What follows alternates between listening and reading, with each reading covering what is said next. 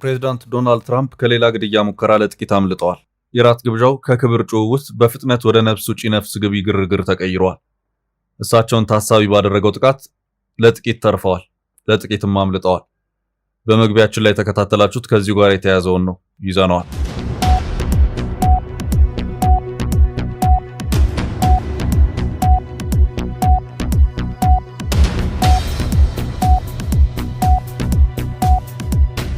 በዕለቱ ለእናንተ አዳዲስ መረጃዎች ይሰጣሉ ያልናቸውን ሀገራዊና ዓለም አቀፋዊ ዕለታዊ መረጃዎችን አሰባስበን በማጠናቀር ተገኝተናል። ቆይታችሁን ከእኛ ጋር እንድታደርጉ የቅድሚያ አክብሮታዊ ግብዣችን ነው። ወደ ዕለቱ ዝርዝር መረጃዎቻችን ከማለፋችን በፊት በቅድሚያ ዋና ዋናዎቹን እንጠቁማችሁ። ኢትዮሪካ በሚል የተሰየመውን የሙዚቃ ስራውን ለህዝብ ያደረሰው አርቲስት ቴዎድሮስ ካሳሁን ወይም ቴዲ አፍሮ ከዘፈኖቹ ይዘት ጋር በተያያዘ በጸጥታ ኃይሎች ጫናዎች እየተደረጉበት ነው። በዙሪያ ያሉ ሰዎችም እንዲታሰሩ ተደርገዋል። የማቀነባበሪያ ስቱዲዮውም ሳይቀር ተሰብሮ ዝርፊያ ተፈጽሞበታል የሚሉ መረጃዎች ከሰሞኑ ሲወጡ የቆዩ መሆኑ የሚታወስ ነው። በዚህም በተለይ ሲኤምሲ የሚገኝ የሙዚቃ ማቀነባበሪያ ስቱዲዮው የፌዴራል ፖሊስ ዩኒፎርም በለበሱ አካላት ተሰብሮ እቃው ተወስዷል የሚሉ መረጃዎችም ከሰሞኑ ሲወጡ ታይተዋል። ከዚሁ ጋር በተያያዘም የፌዴራል ፖሊስ ተፈጥረዋል ስለተባሉ ክስተቶች ስለ ቴዲ አፍሮ የሙዚቃ ስራም ያለው ነገር አለ፣ በጥንቅራችን ተካቷል። ፕሬዝዳንት ዶናልድ ትራምፕ እሳቸውን ታሳቢ ካደረገው ጥቃት ለጥቂት ተርፈዋል፣ ለጥቂትም አምልጠዋል። ቅዳሜ ምሽት በዋሽንግተን ዲሲ ሂልተን ሆቴል በተካሄደው ዓመታዊ የዋይት ሃውስ የጋዜጠኞች የራት ግብዣ ላይ ከባለቤታቸው ጋር በመሆን ሽክ ብለው የተገኙት ፕሬዝዳንት ዶናልድ ትራምፕ ፈጽሞ ባልጠበቁት መልኩ በጸጥታ ኃይሎች እቅፍ ድግፍ ተደርገው መድረኩን እንዲለቁ ተደርገዋል። አንድ የካሊፎርኒያ ሰው ከአፍንጫው ታጥቆ በጥይት ጥቃት የመሰንዘር ሙከራን አድርጓል። ጥንቅራችን ከያዛቸው መረጃዎች መካከል ነው። የትራምፕ አስተዳደር በመካከለኛው ምስራቅ ባሉ የጦር ካምፖች በኢራን ምት የደረሰበትን ጉዳትና ህመም ለመደበቅ ረጅም ርቀትን መጓዙን ሪፖርት አጋለጠ። ኢራን በገልፍ ሀገራት የሚገኙ 11 የአሜሪካ ጦር ሰፈሮች በድምሩ 100 ኢላማዎችን መምታቷንና ከድሮንና ባሊስቲክ ሚሳኤል ጥቃቶች ባሻገር F-5 የጦር ጀት ወደ ገልፍ ሀገራት ልካ ድብደባ መፈጸሟ መደበቁን አዲስ መረጃ አመልክቷል። ዝርዝር መረጃውን ይዘናል። የሆርሙዝ ሰርጥ መዘጋትን ተከትሎ 20 በመቶ የዓለማችን የነዳጅ አቅርቦት በታቀበበትና ጦሱ እንደ ኢትዮጵያ ባሉ ሀገራት ጭምር የአቅርቦት እጥረትና የዋጋ ንረት በፈጠረበት በዚህ ጊዜ በሶማሊያ የባህር ዘራፊዎች ነዳጅ የጫነች መርከብ ማገታቸው ተሰማ። እገታውን የተመለከተ መረጃ አክለናል። ኤርትራ አሜሪካ ከፕሬዝዳንት ኢሳያስ አስተዳደር ጋር ያለውን ግንኙነት ለማደስ ስላሳየችው ፍላጎት የመጀመሪያውን ይፋ ምላሽ ሰጥታለች። በሰሞነኛው እያነጋገረ ባለው ጉዳይ ፕሬዝዳንት ኢሳያስ አፈወርቂ አስተዳደር ምን አለ የሚለውን ከጥንቅራችን ይሰማሉ። ጦሩ በበጀት እጥረት ሳቢያ የመበተን አደጋ ተጋርጦበት በነበረበት ወሳኝ ሰዓት የተላከው ሚስጥራዊ ድጋፍ የሁኔታዎችን አካሄድ በአስገራሚ ሁኔታ ቀይሮታል። ከዚህ ድጋፍ በስተጀርባ ግብጽ በአካባቢው የነበራትን ወታደራዊ በላይነት ለማረጋገጥ የሸረበችው ድብቅ ሴራና የኢትዮጵያን ደህንነት የሚፈትነው አዲሱ እንቅስቃሴ ምን ይሆን? ጥንቅራችን ምላሽ አለው። እስከ ጥንቅራችን ፍጻሜ አብራችሁን ቆዩ። የምንለቃቸው ዕለታዊ ትኩስ ዜናዎች እንዲደርሷችሁ ላይክ፣ ሼር፣ ሰብስክራይብ ማድረግ እንዳትረሱ።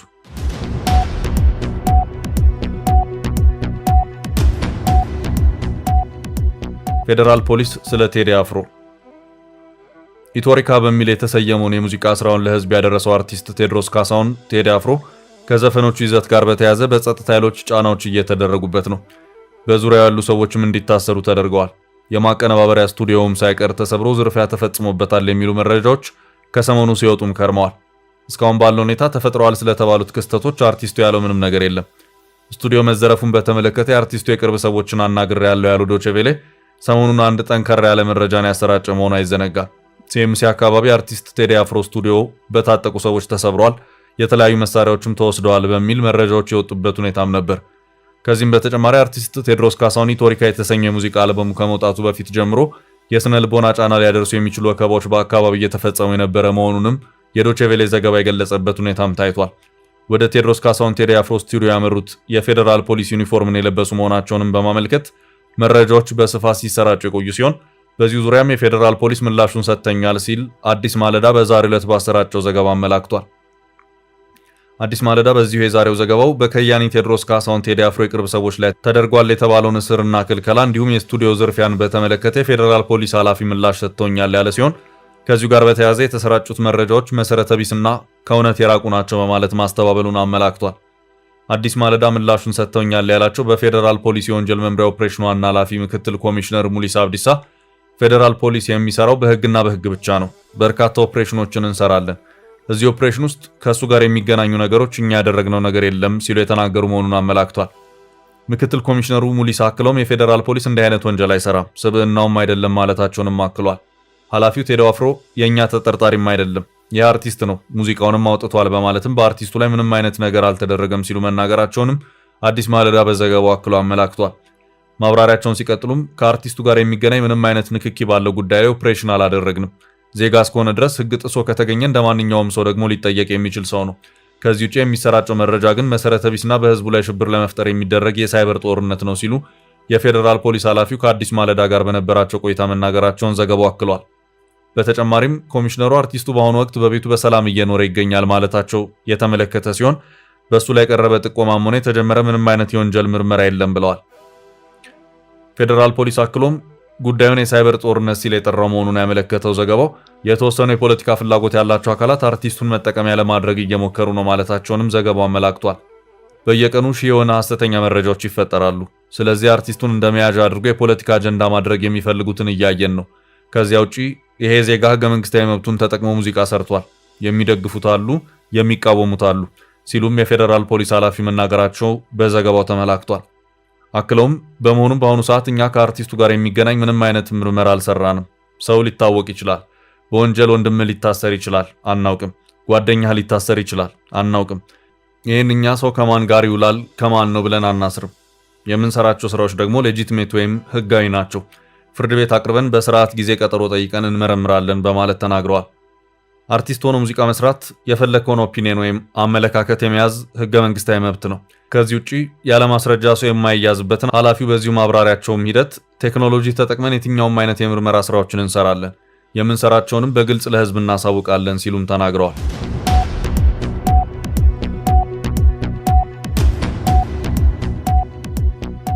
በቀጣይ ርዕስ ትራምፕ ለጥቂት አመለጡ። ፕሬዚዳንት ዶናልድ ትራምፕ እሳቸውን ታሳቢ ካደረገው ጥቃት ለጥቂት ተርፈዋል፣ ለጥቂትም አምልጠዋል። ቅዳሜ ምሽት በዋሽንግተን ዲሲ ሂልተን ሆቴል በተካሄደው ዓመታዊ የዋይት ሃውስ የጋዜጠኞች የራት ግብዣ ላይ ከባለቤታቸው ጋር በመሆን ሽክ ብለው የተገኙት ፕሬዚዳንት ዶናልድ ትራምፕ ፈጽሞ ባልጠበቁት መልኩ በጸጥታ ኃይሎች እቅፍ ድግፍ ተደርገው መድረኩን እንዲለቁ ተደርገዋል። ይህ ክስተት የተፈጠረው የክብር እንግዶችና ጥሪ የተደረገላቸው ጋዜጠኞች በራት ግብዣው ላይ ተገኝተው ሞቅ ያለ ስነ ስርዓት የተከናወነ በነበረበት ወቅት ነው። ሁሉም ጥሪ የደረሰው ሰው ቦታውን ይዞ ኦፊሴላዊ ፕሮግራም በፕሬዚዳንት ዶናልድ ትራምፕ እስኪከፈት እየተጠባበቀ ባለበት ሁኔታ በድንገት ከአንድ የሆነ አቅጣጫ አንድ የጥይት ድምፅ ተሰማ። በዚህም ወቅት የአዳራሹ እንግዶች ጭውውት ከፍ ያለ ድምፅ ስለነበረው በሚገባ ያስተዋሉ አልነበረም። ከዚያም ይሄው የተኩስ ድምፅ አውቶማቲክ በሚመስል መልኩ ተደጋገመ። የጸጥታ ኃይሎች መሳሪያቸውን ደግነው በተለያዩ አቅጣጫ መሯሯጥ ጀመሩ። የመጀመሪያው ስራ የፕሬዚዳንት ዶናልድ ትራምፕን ሕይወት ማትረፍ በመሆኑ የአሜሪካ ሚስጥራዊ የጸጥታ አገልግሎት ወይም ሲክሬት ሰርቪስ የሚባሉት ባላቸው ኃላፊነትና ተልዕኮ መሰረትም ፕሬዚዳንት ዶናልድ ትራምፕን ከአዳራሹ በአስቸኳይ አስወጥተዋል። የጸጥታ ኃይሎች በፍጥነት ትራምፕን እቅፍ ድግፍ አድርገው ከመድረኩ በማውረድ ሲወስዳቸው የሚያሳዩ ተንቀሳቃሽ ምስሎች በስፋት ተዘዋውረዋል። ተኩሱ ተሰማ የተባለው በዝግጅቱ የጸጥታ መፈተሻ ኬላ አቅራቢያ ነው። በርካታ እንግዶችም ነፍሳቸውን ለማትረፍ ጠረጴዛ ስር የገቡበት ሁኔታም ታይቷል። በቅጽበትም የራት ግብዣው አዳራሽ ወደ ነፍስ ውጪ ነፍስ ግብ የትንቅንቅ ድባብ ውስጥ ገባ። ማንኬት ጋር እየተኮሰ ነው ግልጽ ስላልነበር የጸጥታ ኃይሎች በሆቴሉ ደረጃዎችና ኮሪደሮች ሳይቀር መሳሪያቸውን ደቅነው ሲሯሯጡም ታይተዋል። ምን ተፈጠረ በሚለው ዙሪያ ሪፖርቱን ከኤፍቢአይ የሰሙት ፕሬዚዳንት ዶናልድ ትራምፕ በመጨረሻም ተረጋግተውና ሰዓታትም ወስደው በሰከነ መንፈስ ማብራሪያቸውን ሰጥተዋል። የጸጥታ አካላት በሰጡት መግለጫ አንድ ተጠርጣሪ ዝግጅቱ የጥበቃ ክልል አቅራቢያ ተኩስ የከፈተ ሲሆን ወዲያውኑ በሕግ አስከባሪዎች ቁጥጥር ስር ውሏል ብለዋል። ተጠርጣሪው ግለሰብ በከፈተው ተኩስም በአንድ የጸጥታ ኃይል ላይም ጉዳት ለማድረስ ሞክሯል። ሆኖም የጸጥታ ኃይሉ የመከላከያ ልብስ ወይም ቡሌት ፕሩፍ ቬስት አድርጎ ስለነበር የደረሰበት ጉዳት የሌለ መሆኑ ታውቋል። ከተረጋጉ በኋላ መግለጫ የሰጡት ፕሬዚዳንት ዶናልድ ትራምፕ ይህ አሳዛኝ ድርጊት የተፈጠረው የመናገር ነጻነት ጋር በተያያዘ እየተካሄደ በነበር የራት ግብዣ ላይ ነው። በዚህ የተኩስ ልውውጥ ውስጥ አንድ የጸጥታ አባላችን ላይ በቀጥታ ተተኩሶ ነበር። ሆኖም የጥይት መከላከያ አድርጎ ስለነበር የተተኮሰበት ጥይት ጉዳት ሊያደርስበት አልቻለም ሲሉ የተናገሩት ፕሬዚዳንት ዶናልድ ትራምፕ ድርጊቱን ሊፈጽም የነበረው ሰው ተይዟል። ይህ ሰው ከካሊፎርኒያ የመጣ ነው። ሰውየው ጤነኛ አይደለም። በጠና የጤንነት ቀውስ ውስጥ ያለ ሰው ነው። ይህ ነገር ባይፈጠር ጥሩ ነበር። በእውነቱ ዝግጅቱ ልዩ ነበር። አንድ ነገር እዚህ ጋር መናገር የምፈልገው ይህ ዝግጅት በዚህ መልኩ ተደነቃቅፎ የማይቀር መሆኑን ነው። በቀጣይም ከአንድ ወር በኋላ ከዚህ በተሻለ ዝግጅት የምናካሄድ ይሆናል ሲሉም ተናግረዋል።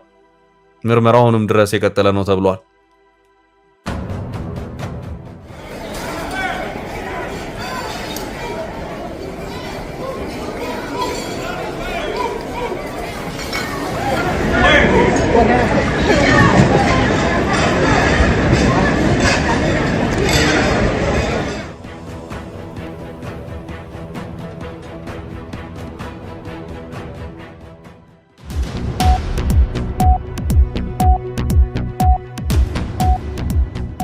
ወደ ቀጣይ ርዕስ አለፍን። አሜሪካ ህመሟን ደብቃለች። በጦርነቱ በአሜሪካ የጦር ሰፈሮች የደረሰው ውድመት ተሸፋፍኗል። በኢራንና አሜሪካ መካከል ለሁለተኛ ዙር ያለው የንግግር ተስፋ ተሟጧል። ትራምፕ ቡድናቸውን ሳይልኩ መቅረታቸው፣ ኢራኖችም ማንንም ሳያገኙ ከኢስላማባድ መመለሳቸው መዘገቡ ይታወሳል። በዚህ መሃል ታዲያ ስለ ጦርነቱ አዲስ መረጃ ፈልፍሎ ያወጣ ዘገባ ተሰምቷል። የትራምፕ አስተዳደር በመካከለኛው ምስራቅ ባሉ የጦር ካምፖች በኢራን ምት የደረሰበትን ጉዳትና ህመም ለመደበቅ ረጅም ርቀት መጓዙ ነው የተነገረው። ኢራን በገልፍ ሀገራት የሚገኙ የአሜሪካ ጦር ሰፈሮች ላይ በድሮንና በባሊስቲክ ሚሳኤል ጥቃቶች ማድረሷ ይታወሳል።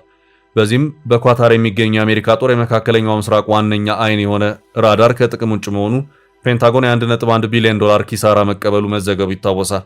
እንዲሁም በጆርዳን ባለ 3 ሚሊዮን ዶላር ታድ የሚሰኝ ዘመናዊ አየር መከላከያን ጨምሮ በኢራን ግዛት ውስጥ የጦር ጀት፣ የአሰሳ ሄሊኮፕተር እና የጭነት አውሮፕላኖች መውደማቸው ይታወቃል።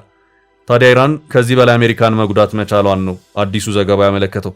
በትላንትናው ዕለት የኤንቢሲ የዜና ምንጭ ይፋ ያደረገው ዘገባ የትራምፕ አስተዳደርና የፔንታጎን ጉዳት ጠለቅ ያለ መሆኑን፣ ትራምፕና አስተዳደራቸው መሙን እስካሁን ደብቀው ማቆየት መቻላቸውን አመልክቷል። በጦርነቱ መሃል ያልተነገረ መረጃው እንዳመለከተው የኢራን የጦር ጀት ወደ ገልፍ ሀገራት በመሄድ የአሜሪካና ሀገራቱን የአየር መከላከያ ስርዓቶች በማለፍ ከ100 በላይ ኢላማዎችን መምታት መቻሉ መደበቁ ተገልጿል። ኢራን ባላት F5 የጦር ጀት በገልፍ ሀገራቱ ባሉ 11 የአሜሪካ የጦር ሰፈሮች ላይ ውድመት ማድረሷን ነው የኤንቢሲ ኒውስ የዜና ምንጮች ያጋለጡት። ከዓመታት ወዲህ በአሜሪካ ታሪክ የጠላት የጦር ጀት የመከላከያ ስርዓትን አልፎ በአሜሪካ የጦር ሰፈሮች ላይ ቀጥታ ጥቃት ሲፈጽም ይሄ ለመጀመሪያ ጊዜ መሆኑን የተነገረው። ውድመቱም የአሜሪካ ጦር በቅርብ ታሪኩ የሚያውቀው አይደለም ተብሏል።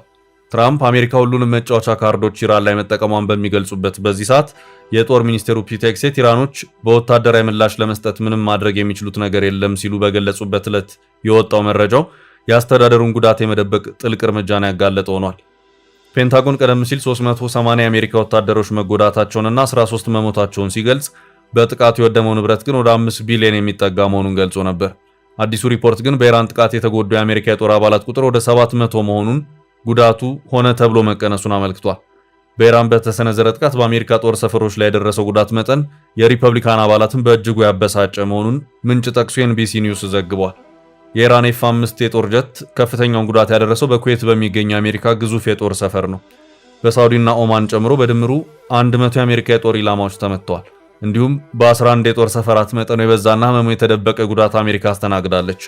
አንዳንድ የሪፐብሊካን ሴኔት አባላት የትራምፕ አስተዳደር ስለ ጦርነቱ ጉዳት የጠራ አጠቃላይ ምስል አልሰጠም፣ መረጃዎች ተድበስብሰዋል ሲሉ ነጩን ቤተ መንግስት መጠየቃቸውንም ዘገባው አመልክቷል። ኤንቢሲ ከዜና ምንጮች ያገኘውን መረጃ ይዞ ለፔንታጎን የማረጋገጫ ጥያቄ በተደጋጋሚ ቢያቀርብም የጦር ሚኒስቴሩ ጉዳዩ የጦር ሚስጥር ነው ሲል መልስ መስጠቱን ዘግቧል።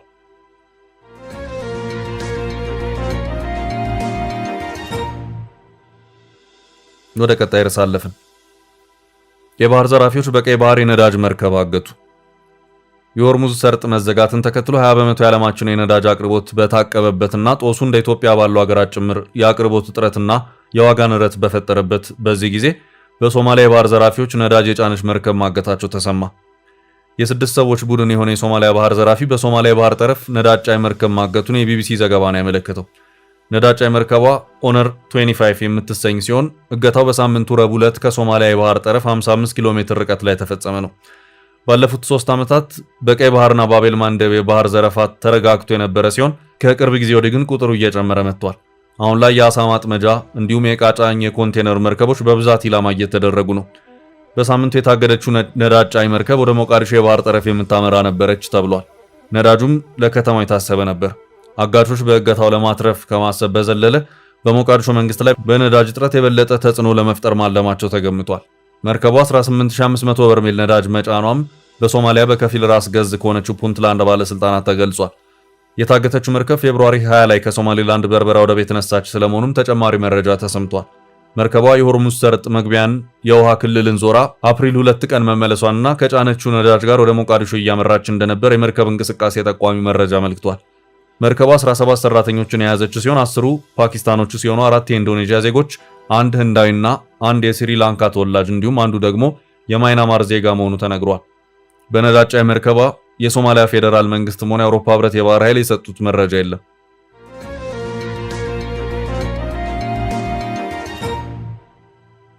በቀጣይ መረጃ ኢሳያስ ስለ ትራምፕ ሽምግልና። ኤርትራ አሜሪካ ከፕሬዝዳንት ኢሳያስ አስተዳደር ጋር ያላትን ግንኙነት ለማደስ ስላሳየችው ፍላጎት የመጀመሪያውን ይፋ ምላሽ ሰጥታለች። የኤርትራ የማስታወቂያ ሚኒስትር የማነ ገብረ መስቀል በኤክስ ገጻቸው ላይ ባሰፈሩት ጠንከር ያለ መልእክት የግጭት ነጋዴዎችና የሽንገላ ፖለቲከኞች ሉዓላዊነታችንን ሲገዳደሩ እየተመለከትን ነው ሲሉ በከባድ ቃላት ወርፈዋል። ሚኒስትሩ ሀገራቸው በሉዓላዊነትና በጋራ ጥቅም ላይ የተመሰረተ የውጭ ፖሊሲ እንደምትከተል ገልጸው የኤርትራን ቀጠናዊና ዓለም አቀፋዊ ሚና ለመወሰን የሚሞክሩ አካላትን እንደ ራሴ ራሳቸውን የሚቆጥሩ በማለት አጣጥለዋቸዋል። የማነ ገብረ መስቀል አክለውም እነዚህ ወገኖች ኤርትራን ከገንቢ የትብብር መስመሯ ላይ ያደናቅፏት እንደማይችሉና የሀገራቸውን የዲፕሎማሲ ግንኙነት አቅጣጫ የሚወስነው የአስመራ አስተዳደር ብቻ መሆኑን በቁጣ አስታውቀዋል። ይህ የአስመራ ጠንከር ያለ ምላሽ የመነጨው ሰሞኑን የአሜሪካ ዎል ስትሪት ጆርናል ባወጣው ሚስጥራዊ ዘገባ ምክንያት እንደሆነ ይገመታል። ዘገባው ዋሽንግተን ከኤርትራ ጋር ያላትን ግንኙነት ወደ ነበረበት ለመመለስና የታገዱ ማዕቀቦችን ለማንሳት እንቅስቃሴ መጀመሯን ይፋ አድርጓል። በተለይም የአሜሪካ ልዩ መልእክተኛ ማሳድ ቡሎስ ከኤርትራ ባለስልጣናት ጋር ለመወያየት ጥረት እያደረጉ መሆኑ መገለጹ ባለፉት 2 አስርት ዓመታት በጥርጣሬና በውጥረት የቆየውን የሁለቱን ሀገራት ግንኙነት ወደ አዲስ ምዕራፍ ሊያሸጋግር ይችላል የሚል ግምት ፈጥሯል። ይህ የአሜሪካ አቋም ለውጥ የመጣው በቀይ ባህር ያለው የጸጥታ ሁኔታ መባባስና የቻይና እንዲሁም የሩሲያ በቀጠናው ላይ ያላቸው ተጽዕኖ ማደግ ዋሽንግተንን ስጋት ላይ በመጣሉ እንደሆነ ይነገራል። ይሁን እንጂ ይህ የመቀራረብ ዜና እንደ አምባሳደር ቲቦር ናጊ፣ ካሜሮን ሄድሰን እና የጠቅላይ ሚኒስትሩ የምስራቅ አፍሪካ ጉዳዮች አማካሪ አቶ ጌታቸው ረዳና ኬቲል ትሮኖቮል ባሉ ታዋቂ የፖለቲካ ተንታኞችና ዲፕሎማቶች ዘንድ ከፍተኛ ተቃውሞና ትችት አስከትሏል። በኤክስ ላይ የሰፈሩት ተከታታይ አስተያየቶች አሜሪካ ከኤርትራ ጋር የምታደርገው ማንኛውም መቀራረብ በቀጠና ያለውን ሰላም ሊያናጋ ይችላል የሚል ስጋቶች ተገልጸዋል። በተለይም ኤርትራ በኢትዮጵያ የውስጥ ጉዳይና በሶማሊያ የጸጥታ ሁኔታ ላይ ያላት ሚና አሳሳቢ መሆኑን በመጥቀስ ዋሽንግተን ስለ ስትራቴጂካዊ ጥቅሟ ስትል የሰብአዊ መብትና የዲሞክራሲ እሴቶችን ወደ ጎን መተው ተገቢ አይደለም ሲሉ ተከራክረዋል። የሚኒስትር የማነ ገብረ መስቀል የግጭት ነጋዴዎች የሚል ስያሜም ቀጥታ እነዚህን ተቺዎች ኢላማ ያደረገ እንደነበር በግልጽ ይታያል። የአስመራ አስተዳደር ከትራምፕ ጋር የሚደረገው መቀራረብ ኤርትራ በምስራቅ አፍሪካ ያላትን ቁልፍ ሚና የሚያጠናክርና ለዓመታት የተጣለባትን ማዕቀብ የሚሰብር መሆኑን በጽኑ ያምናል። ይህ የዲፕሎማሲ ፍጥጫ በዋሽንግተን አዲስ አካሄድና በቀድሞ ዲፕሎማቶች ስጋት መካከል ተወጥሮ የቀጠለ ሲሆን በቀጣይ ሳምንታት የሚታዩት እርምጃዎች የሁለቱን ሀገራት ዕጣ ፈንታ ይወስናሉ ተብሎ ይጠበቃል።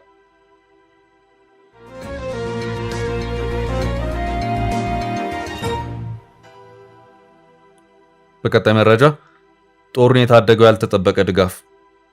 ጦሩ በበጀት እጥረት ሳቢያ የመበተን አደጋ ተጋርጦበት በነበረበት ወሳኝ ሰዓት የተላከው ሚስጥራዊ ድጋፍ የሁኔታዎችን አካሄድ በአስገራሚ ሁኔታ ቀይሮታል።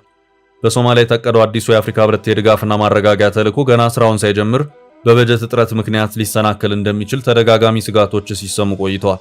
ተልዕኮውን በገንዘብ ይደግፋሉ ተብሎ የሚጠበቁት ዓለም አቀፍ ለጋሾች የተልዕኮ ግብና የገንዘብ አጠቃቀሙ ላይ ግልጽነት በመጠየቃቸው የሶማሊያ መንግስት ከፍተኛ የዲፕሎማሲ ጫና ውስጥ ወድቆ ነበር። ይህ የበጀት ክፍተት ደግሞ ተልዕኮውን ተገን አድርጎ ወደ አካባቢው ለመጠጋት ለሚፈልጉ የውጭ ኃይሎች ትልቅ የፖለቲካ ቁማር ሆኖ ቆይቷል። በዚህ ሂደት ውስጥ ግብጽ ተልዕኮውን የራሷን ወታደራዊና ፖለቲካዊ አጀንዳ ለማስፈጸሚያነት ለመጠቀም ከፍተኛ ፍላጎት ስታሳይ ነበር። ካይሮ ተልዕኮ በበጀት እጥረት እንዳይደናቀፍ ድጋፍ እንደምታደርግና በምትኩ ግን የራሷን ወታደሮች በብዛት ለማሰማራት ጥረት ማድረጓ ተዘግቧል። ይህ የግብጽ እንቅስቃሴ በቀጥታ ከኢትዮጵያ ጋር ካላት የታላቁ የህዳሴ ግድቡ ጥረት ጋር የተያያዘ ሲሆን ሶማሊያን እንደ ሁለተኛ ግንባር በመጠቀም በኢትዮጵያ ላይ የስነ ልቦና ጫና ለመፍጠር የታለመ እንደሆነ ብዙዎች ይስማማሉ። ግብጽ ወታደሮቿን ወደ ሶማሊያ ለማስገባት የነበራት ጥድፊያ በኢትዮጵያ በኩል የስነ ልቦና ስጋት ፈጥሮ ቆይቷል። ኢትዮጵያ ከሶማሊያ ጋር ያላት ታሪካዊና መልክዓ ምድራዊ ትስስር እጅግ ቅርብ በመሆኑ በጎረቤት ሀገር ምድር ላይ የግብጽ ጦር መስፈር ለኢትዮጵያ ብሔራዊ ደህንነት ቀጥተኛ ስጋት ተደርጎ ይወሰዳል። ይህ ስጋት ደግሞ በሁለቱም ሀገራት መካከል ያለውን ጥርጣሬ ከማክረሩ ባለፈ የሶማሊያን ሰላም ወደ ቀጠናዊ ኃይሎች ፍጥጫ ቀጠናነት የመቀየር እድሉ ሰፊ ሆኖ ታይቷል። የአውሮፓ ህብረት አሁን የፈቀደ የ75 ሚሊዮን ዩሮ ድጋፍ ተልዕኮ ሙሉ በሙሉ እንዳይፈርስ የታደገ ወሳኝ እርምጃ ተደርጎ ሊወሰድ እንደሚችል ዘሪፖርተር በዘገባው አመልክቷል። ህብረቱ ይህንን በጀት የፈቀደው ተልዕኮ በገንዘብ እጥረት ሰበብ በአንድ ሀገር ፍላጎት ስር እንዳይወድቅና ሚዛኑን የጠበቀ ዓለም አቀፋዊ ይዘት እንዲኖረው ለማድረግ እንደሆነ ይታመናል። ይህ እርምጃ ግብጽ ተልዕኮን ተጠቅማ ልታሳካው የነበረውን የበላይነት በመጠኑም ቢሆን የሚገታና ለኢትዮጵያም የተወሰነ የስነ ልቦና እፎይታ የሚሰጥ ነው።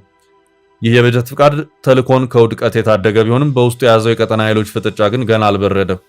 የኢትዮጵያ መንግስት በሶማሊያ ምድር የሚደረገውን ማንኛውንም እንቅስቃሴ በንቃት መከታተሉን የቀጠለ ሲሆን የግብጽ ወታደራዊ መገኘት ደግሞ የቀጠናውን የስነ ልቦናና የጸጥታ ሁኔታ ወደማይታወቅ አቅጣጫ ሊወስደው እንደሚችል ተሰግቷል። የሶማሊያ ሰላምም ከገንዘብ ድጋፉ ባለፈ በሁለት አቅጣጫ ባለው የዲፕሎማሲ ሚዛን ላይ እየተንጠለጠለ ሆኗል። ውድ ቤተሰቦቻችን ለዛሬ ያዝንላችሁን ርዕሰ ጉዳዮች እዚህ ላይ ቋጨን። ላይክ፣ ሼር እና ኮሜንት በማድረግ ለቻናላችን ድጋፋችሁን መግለጽ እንዳትዘነጉ እያልን ከሌሎች መረጃዎች ጋር ደግመን እስክንገናኝ ቸር ያሰማን ስንል ተሰናበትን።